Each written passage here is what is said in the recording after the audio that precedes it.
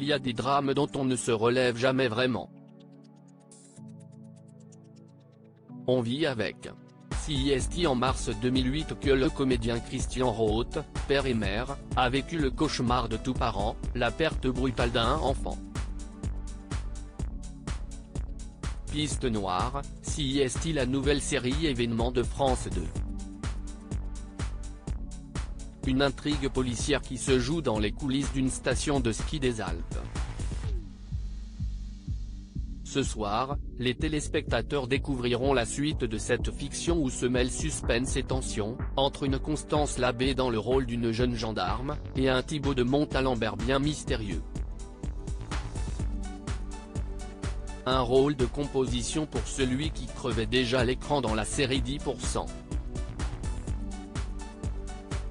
Avec le thriller sentimental Piste Noire, ce sont tout autant de personnages qui brouillent les pistes.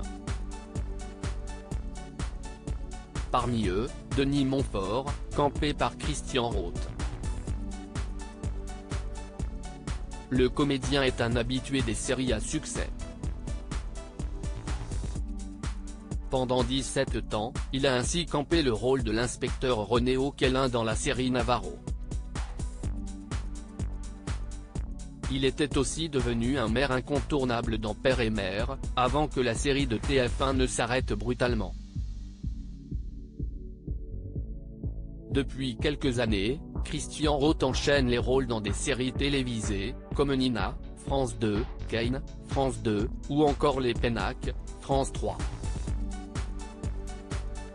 Antonin Rothe, un destin brisé trop tôt. Ce bourreau de travail n'a pas délaissé sa vie de famille pour autant, devenant le heureux papa de 5 enfants. Il est même parvenu à transmettre sa passion à l'une de ses filles, devenue une célèbre actrice. Malheureusement, un drame est venu assombrir tout ce bonheur. C'est à seulement 33 ans que l'un de ses fils, Antonin, a succombé à une pancréatite aiguë, comme le rappellent nos confrères de Pure People. Sa disparition, survenue le mercredi 5 mars 2008 à l'hôpital Saint-Louis, Paris, a brisé les cœurs de Christian Rothe et de sa mère, une certaine Marie-Line. Antonin avait lui aussi hérité de la fibre artistique de son père. Passionné de musique, il partageait son temps libre entre la batterie, la guitare et le saxophone.